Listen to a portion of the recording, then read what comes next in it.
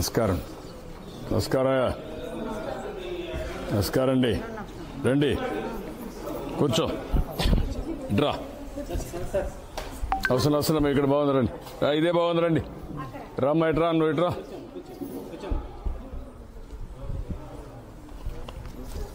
ఇంకెవరెవరు ఉన్నారు ఇంట్లో? ఎంతమంది అమ్మా మొత్తం?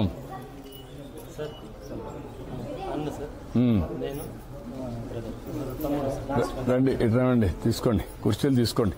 ఉన్నాయా కుర్చీలు? సిస్టర్ నమస్కారం అమ్మా. So we are combined family, sir.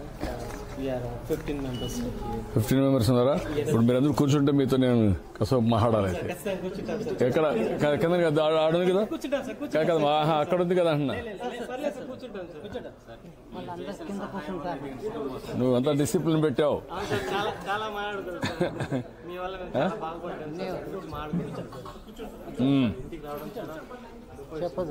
చెప్పు. అందరూ కూర్చోండి అమ్మా. 2 నిమిషాలు కుర్చీలో కూర్చోండి. పర్లేదు కూర్చోండి. నువ్వు కూర్చోమ్మా. పర్లేదు కూర్చోండి అమ్మా. Thank you. చెప్పు.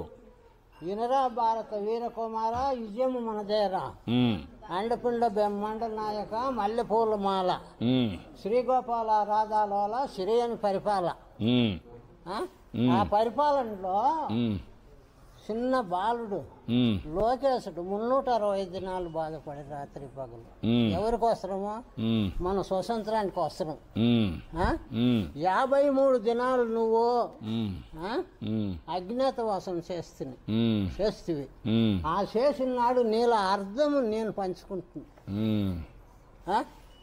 నీళ్ళ అర్ధ భాగం నేను పంచుకొని 3 పూటలు తినేది 1 పూట తినుకొని మా దేవుడు ఎప్పుడు బయటపడి వచ్చేస్తే స్వామి తిరుపతి స్వామి నాకు కొంచెం దగ్గరోడు నెలకు వచ్చి కనపడతాడు. ఆ స్వామికి మొక్కేస్తున్నాయి. మా స్వామి బయట వచ్చేస్తే రాజ్యానికి రాజు వస్తే నేను తిరుపతికి ఈనాడే ఉండిపోతా. తిరుపతిలోనే ఉండిపోతాను నేను. ఆయన రాజ్యమేల పరిపాలన నాళ్ళు నేను తిరుపతిలో ఉంటాననేసి మొక్కేస్తుంది. అంతకు పైన మీ దయ మీ ఇస్తాం. మీరేం చేయాలో మీది. మట్టి పని చేసుకుంటూ బతికేవాళ్ళం సార్. నాన్న మా తాతల కాలం నుంచి కూడా. సో మా నాన్న మా పెద్దన్న గారు చాలా కష్టపడ్డారు. సో ఆంధ్ర, తమిళనాడు, కర్ణాటక చాలా దేశాలు వెళ్ళి రాష్ట్రాలు వెళ్ళి బావులు, చిన్న చిన్న కాలువలు అలాంటి మట్టి పనులన్నీ చేసి మా అక్కను నన్ను మా అన్న చదివించారు సార్. అలా చదివించి నేను బీటెక్ జాబ్ చేశాను సార్. వచ్చిన డబ్బుతో కొంచెం జేసీబీ కొన్నాను. తర్వాత మీరు 2018లో మీరున్న కాలంలో మాకు 10 లక్షల స్కాలర్షిప్ వచ్చింది.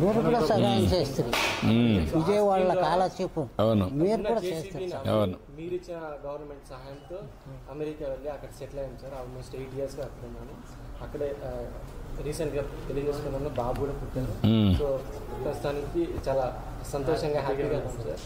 So happy and grateful to. చాలా సంతోషం. మీ మంచి ఇది మీది. మీకు భార్య వచ్చి చెంగమ్మ గారు కదమ్మా. పిల్లలు ఎవరు? ఒకటి. మీ పేరేంటమ్మా? మంజునాథ్. బాలసుబ్రహ్మణ్యం. నువ్వు లాస్ట్వి. నువ్వు రెండోవాడివి. తేడమ్మా. బీటెక్ చేసావమ్మా. బెంగళూరులో చేసావు. ఎక్కడ చేస్తున్నామ్మా? నీ పేరుమా? మురుగేష్ కదా. ఓకే. నలుగురు మీరు.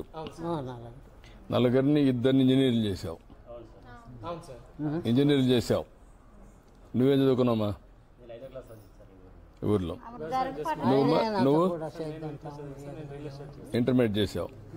ఇంటర్మీడియట్ చేసి వీళ్ళిద్దరిని చదివించి వాళ్ళిద్దరిని బాగా చదివించావు. ఇప్పుడు నీకెంతమంది పిల్లలు?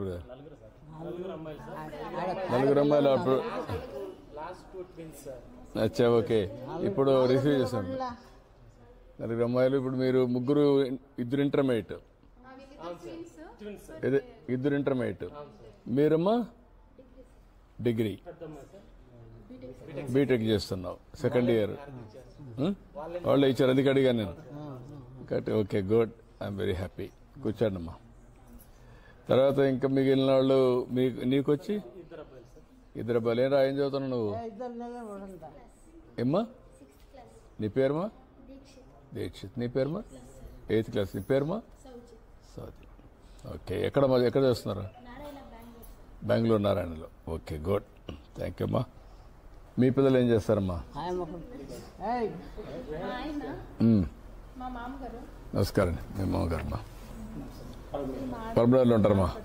నమస్కారం. నమస్కారమ్మా. Thank you. ఏమ్మా? అదేమ్మా. మీరేం చేస్తారమ్మా? హౌస్ వైఫ్ అమ్మా. ఓకే.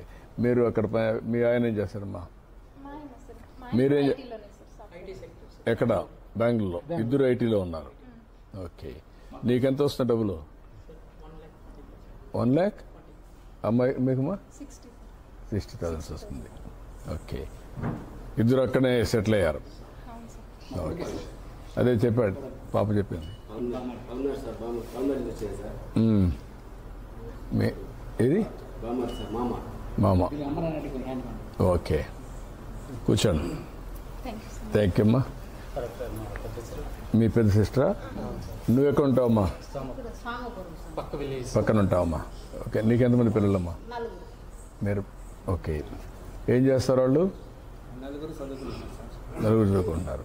ఒక అమ్మాయి MBA కంప్లీట్ అయింది, జాబ్ చేస్తుంది. రెండో అమ్మాయి వచ్చి MBA చేస్తాము. మూడో అమ్మాయి బీటెక్. బాబు వచ్చి ఇంటర్ సెకండ్ ఇయర్. బాగా చదివించారు.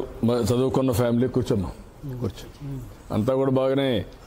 నువ్వు ఇచ్చిన స్ఫూర్తి, కుటుంబాన్ని అంతా కష్టపడ్డావు, బాగా చదివించావు, అంతా కూడా ఇది చేశావు.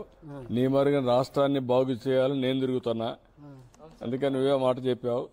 నేను జైల్లో ఉంటే నువ్వు చాలా కష్టపడ్డావు.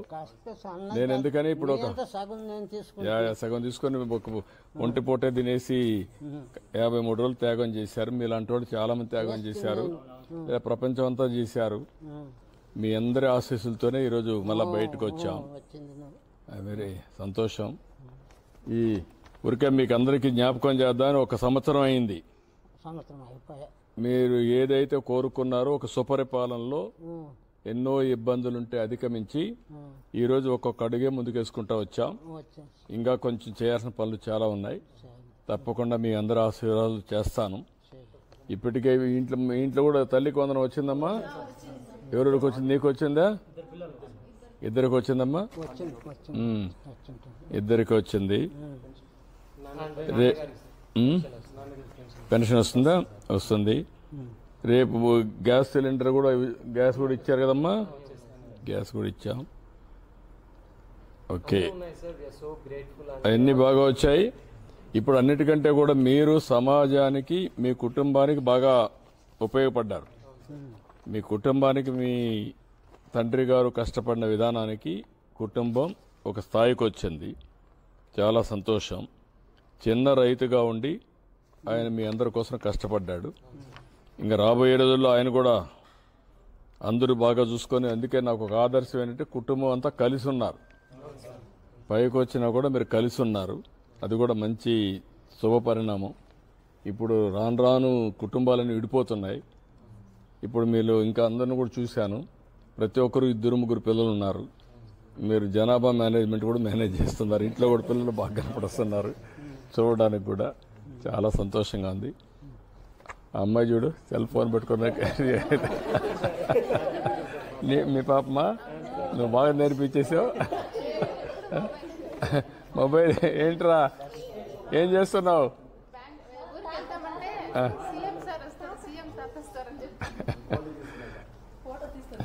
ఫోటో తీస్తా ఉంది.